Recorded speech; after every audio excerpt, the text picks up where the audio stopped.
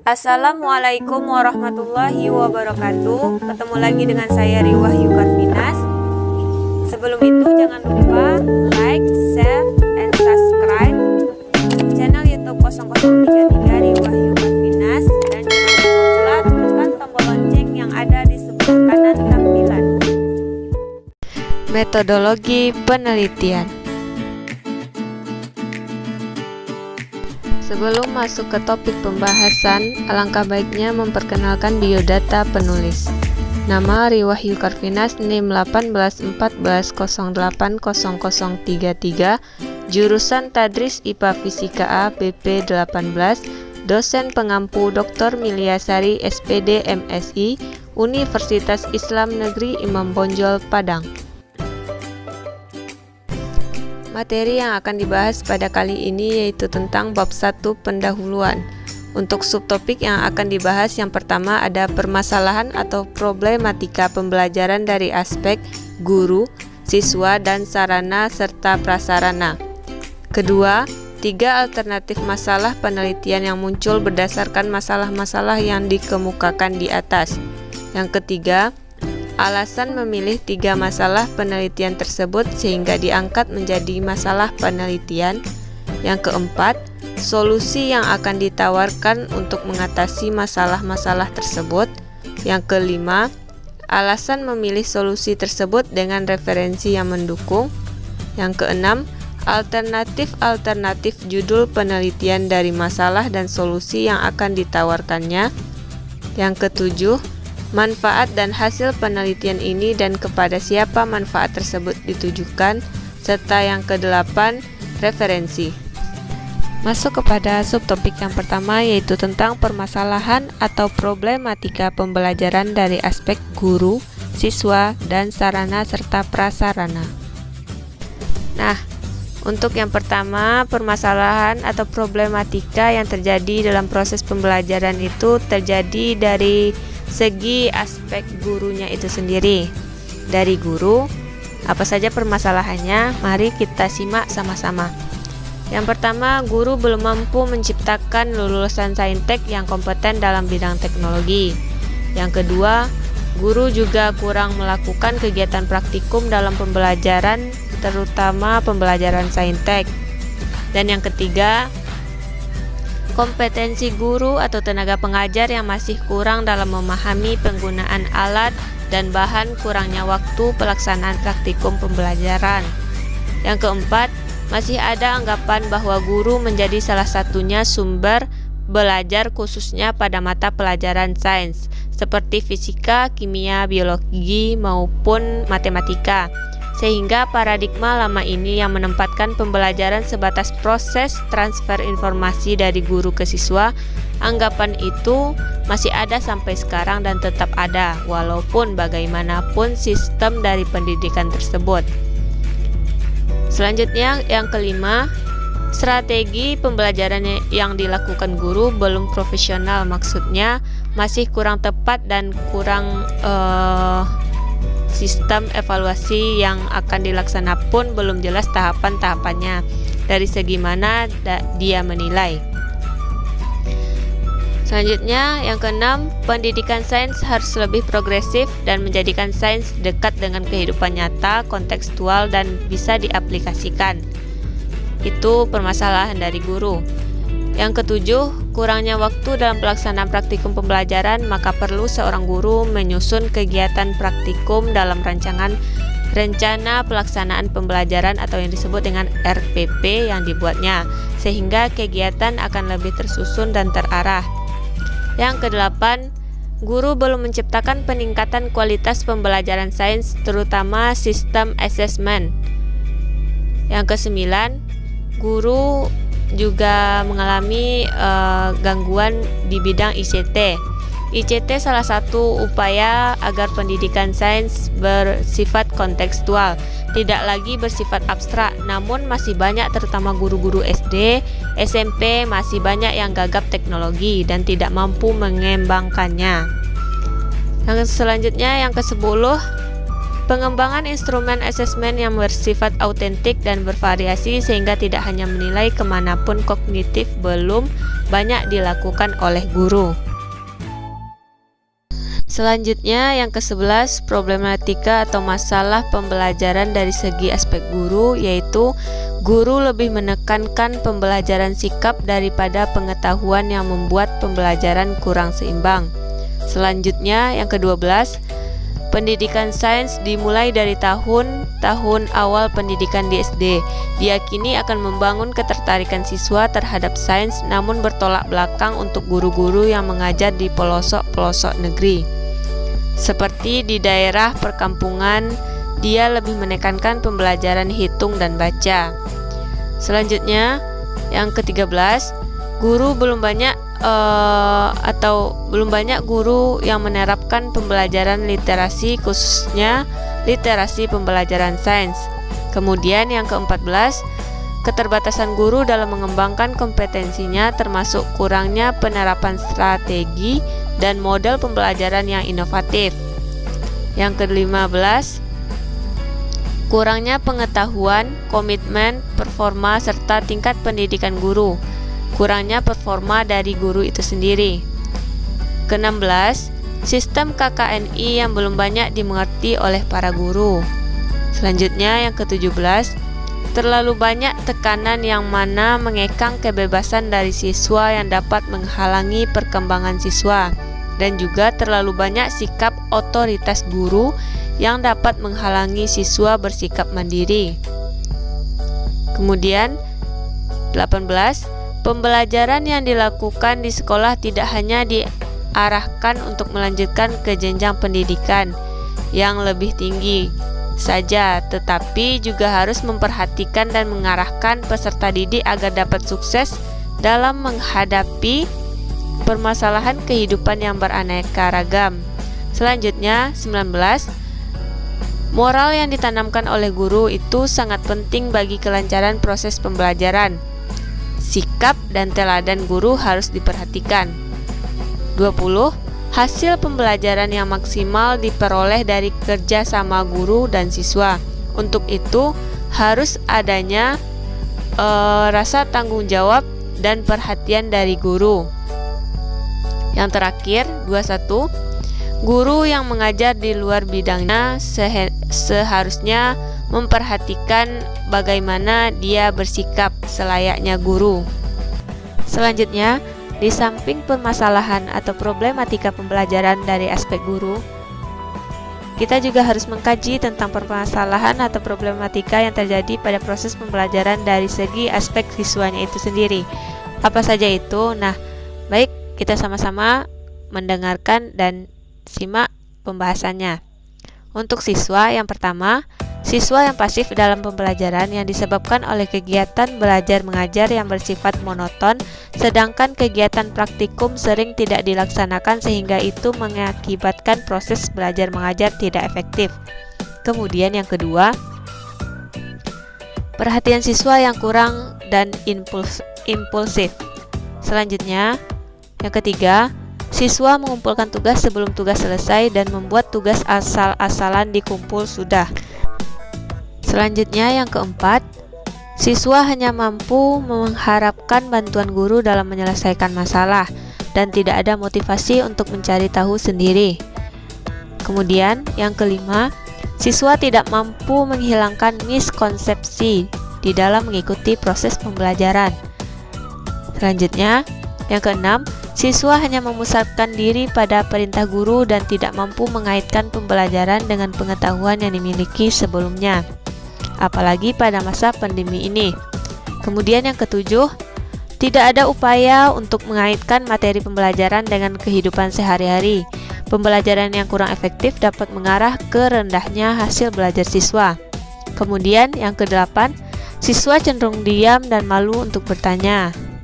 Dan yang kesembilan, siswa kurang antusias, siswa malas mengerjakan tugas, siswa mengantuk, dan siswa gaduh dalam berkonsentrasi mengikuti pembelajaran. Selanjutnya yang ke-10, permasalahan yang ada pada diri siswa bersumber dari diri siswa itu sendiri maupun faktor dari luar. Selanjutnya yang ke-11 untuk permasalahan atau problematika yang terjadi pada proses pembelajaran dari segi aspek siswa, yaitu banyak siswa dan orang tua khawatir dengan karir yang bisa dijalani melalui pendidikan sains. Kemudian yang ke-12, siswa hanya memahami materi pelajaran dengan cara membaca dan menghafal saja, tidak memahaminya disertai praktikum. Kemudian yang ke-13, sikap siswa dalam mengikuti pembelajaran menentukan hasil dari pendidikannya. 14. Faktor internal dari siswa seperti lingkungannya, yaitu keluarga, akan berpengaruh pada proses belajar siswa. Beberapa hal yang berpengaruh antara lain cara orang tua mendidik, relasi antara anggota keluarga, suasana rumah, dan keadaan ekonomi keluarga. 15. Kurangnya sikap atau nilai moral dari diri siswa tersebut. 16. Keingintahuan siswa belajar sains yang rendah sekali. 17. Permasalahan gender dalam pembelajaran sering sekali terjadi. 18. Rendahnya kejujuran dan kedisiplinan yang ada pada diri siswa tersebut. 19. Kenakalan remaja dan perilaku yang menyimpang sering menjadi aspek atau permasalahan yang terjadi pada siswa. 20. Sulitnya materi pembelajaran dan banyaknya materi yang harus diselesaikan. Konsep pada materi-materi sains tersebut bersifat abstrak sehingga sulit untuk dipahami. Dan pembelajaran sains yang bersifat kontekstual. Yang terakhir, 21. Permasalahan yang terjadi pada siswa yaitu kurang pengawasan dalam berinteraksi di dunia pendidikan yang berbasis teknologi. Kemudian, setelah mengkaji permasalahan atau problematika pembelajaran dari aspek guru dan siswa, ada juga permasalahan atau problematika pembelajaran yang terjadi dari aspek sarana serta prasarana. Apa saja itu? Mari kita simak sama-sama. Yang pertama, kurangnya pemberdayaan sarana dan prasarana di sekolah. Yang kedua, perlengkapan tidak memadai, tidak adanya pengelola atau laboran. Selanjutnya, yang ketiga, kelas yang memiliki jumlah siswa yang terlalu banyak menjadi salah satu penyebab kurang efektifnya pembelajaran. Yang keempat, keterbatasan dalam bentuk media pembelajaran. Yang kelima, kualitas dari lingkungan kelas sangat berpengaruh terhadap proses pembelajaran. Yang keenam, kurangnya sarana yang meliputi perabot peralatan pendidikan, media pendidikan, buku dan sumber belajar lainnya, bahan habis pakai serta perlengkapan lain. Yang ketujuh, alokasi dana yang terhambat karena banyak sekali kasus penyalahgunaan dana sekolah yang seharusnya digunakan untuk membuat sarana prasarana malah digunakan untuk kepentingan oknum tertentu. Yang kedelapan, sikap acuh tak acuh dan tidak adanya pengawasan dari pemerintah membuat banyak fasilitas sekolah yang terbengkalai. Akibatnya, para peserta didik tidak nyaman menggunakan fasilitas karena kondisinya banyak yang rusak. 9. Kekurangan tenaga guru dan tenaga pengelola sekolah. Yang ke-10, kinerja dan kesejahteraan guru yang belum optimal. Dan yang ke-11, proses pembelajaran yang konvensional. Selanjutnya, permasalahan atau problematika dalam pembelajaran dari aspek sarana dan prasarana yang ke-12 yaitu jumlah dan kualitas buku yang belum memadai. 13. Otonomi pendidikan. 14. Keterbatasan anggaran. 15. Mutu sumber daya manusia pengelola pendidikan rendah. 16. Life skill yang dihasilkan tidak sesuai kebutuhan. 17. Pendidikan yang belum berbasis masyarakat dan lingkungan. 18. Kemitraan dengan DU atau DI. 19. Manajemen sarana dan prasarana pendidikan terdapat kekurangan dalam memanajemenkannya.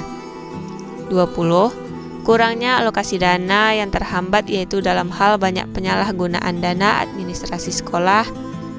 Dan yang terakhir 21, adanya oknum-oknum yang tidak bertanggung jawab dalam hal pendanaan sehingga adanya penyalahgunaan dana dan menghambat proses pendidikan. Selanjutnya masuk kepada subtopik yang kedua tentang 3 alternatif masalah penelitian yang muncul berdasarkan masalah-masalah yang dikemukakan di atas. Masalah-masalah yang dikemukakan di atas maksudnya di sini adalah masalah penelitian yang dikemukakan pada subtopik yang pertama dibahas tadi. Pertama, alternatif masalah penelitian yang muncul berdasarkan aspek yang dikaji pada subtopik sebelumnya. Yang pertama yaitu dari segi aspek guru, yaitu alternatifnya kompetensi guru atau tenaga pengajar yang masih kurang dalam memahami penggunaan alat dan bahan, kurangnya waktu pelaksanaan praktikum pembelajaran. Kedua, alternatif masalah penelitian yang muncul berdasarkan masalah dari segi aspek siswa, yaitu sulitnya materi pembelajaran dan banyaknya materi yang harus diselesaikan. Konsep pada materi-materi sains tersebut bersifat abstrak sehingga sulit untuk dipahami, dan pembelajaran sains yang bersifat kontekstual. Dan yang ketiga, masalah penelitian yang muncul dari segi aspek sarana dan prasarana, yaitu kurangnya pemberdayaan sarana dan prasarana di sekolah serta kurangnya alat dan bahan di laboratorium. Kemudian untuk subtopik yang ketiga yaitu tentang alasan memilih 3 masalah penelitian tersebut sehingga diangkat menjadi masalah penelitian. Masalah penelitian tersebut yang dimaksud adalah masalah penelitian yang terjadi antara guru, siswa, dan sarana serta prasarana.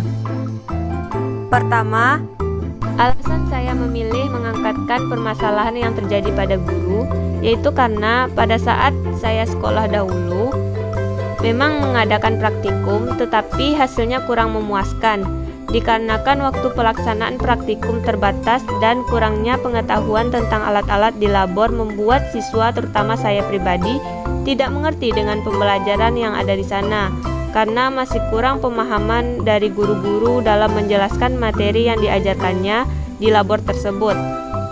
Yang kedua, alasan saya memilih mengangkatkan permasalahan yang terjadi pada siswa yaitu karena di sekolah saya dulu, terutama guru-guru sains seperti biologi, fisika, dan kimia, menjelaskan materi pembelajaran dengan enggan. Dia main cepat saja tanpa memperhatikan bagaimana kondisi dari peserta didik, apakah paham atau belum.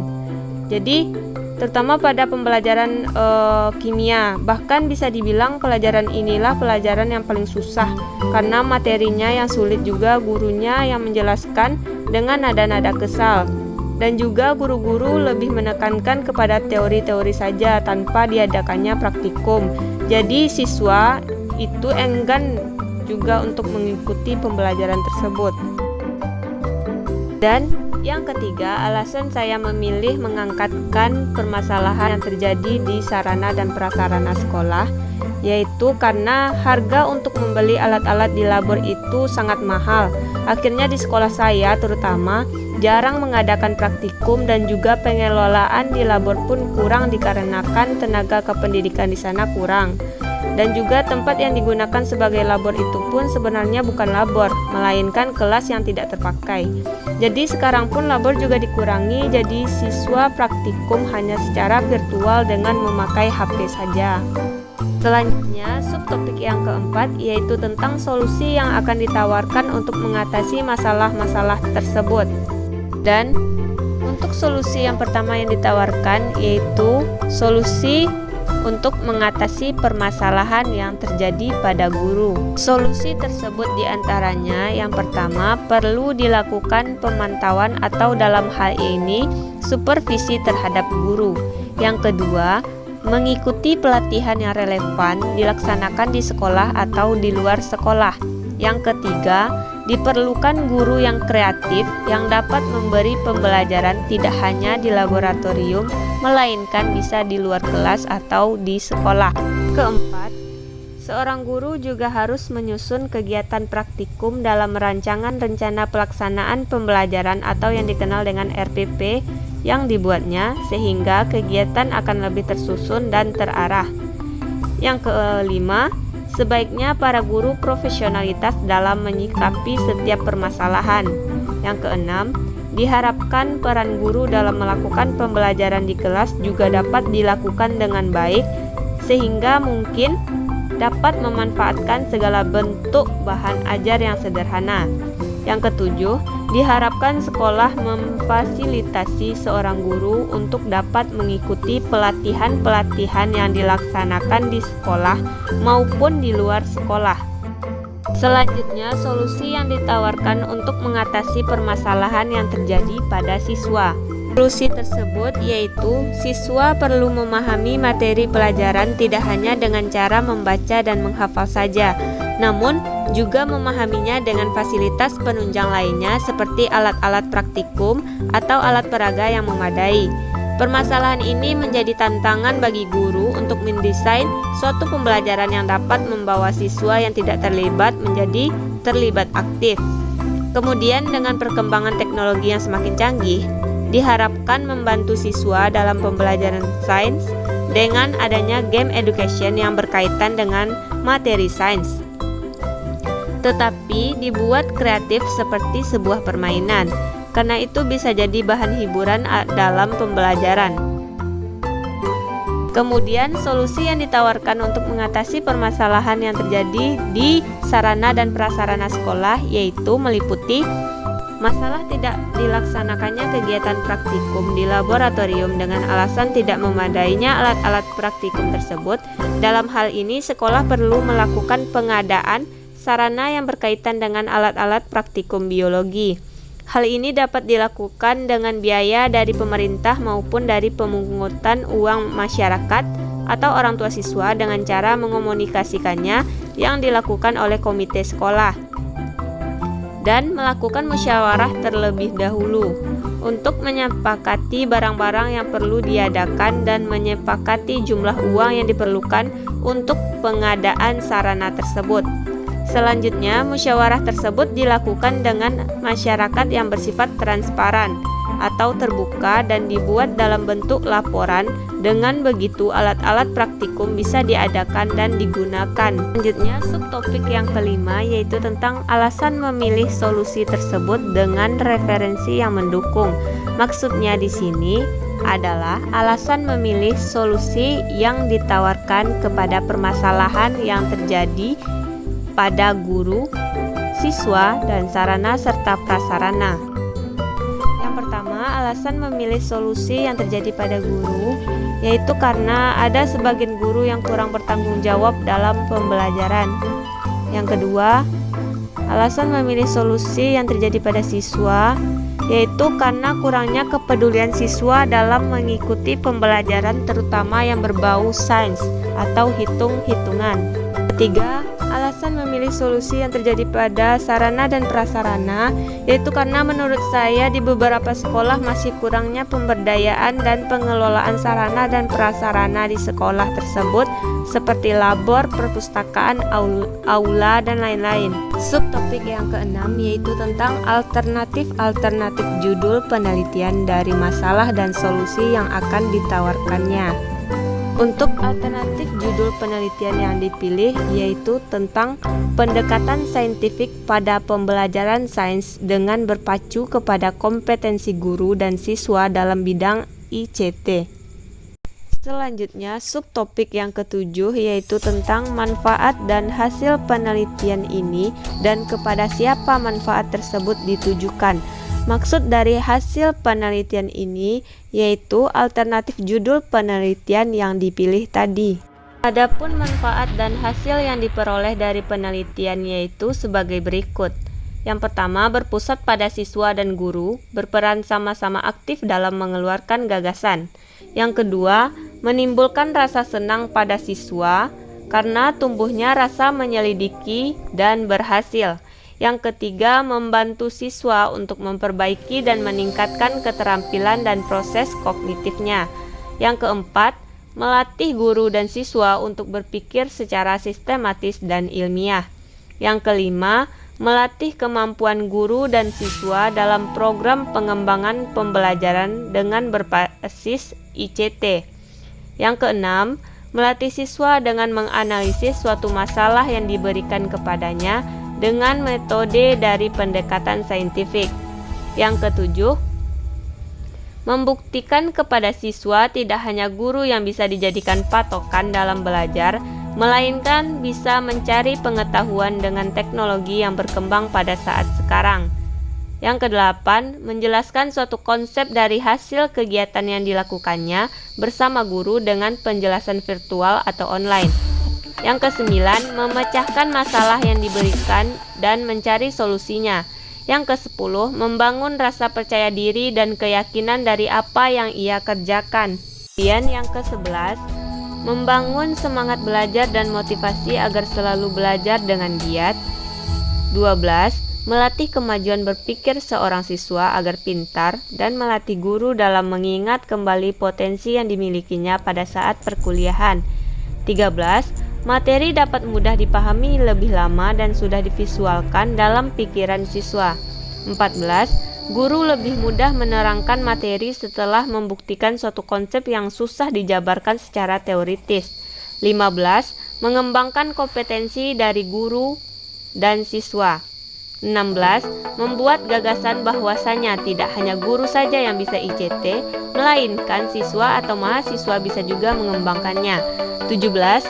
Dapat mengembangkan bakat dan kecakapan individu. 18. Situasi proses belajar menjadi lebih terangsang. 19.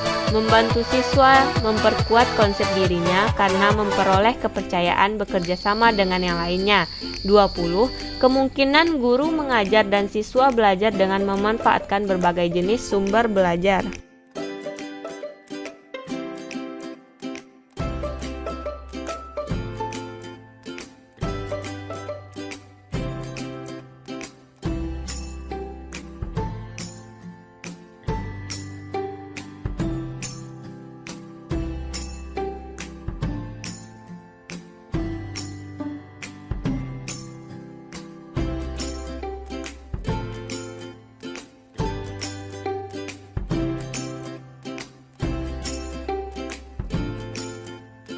Itulah materi tentang bab 1 pendahuluan yang dapat saya sampaikan.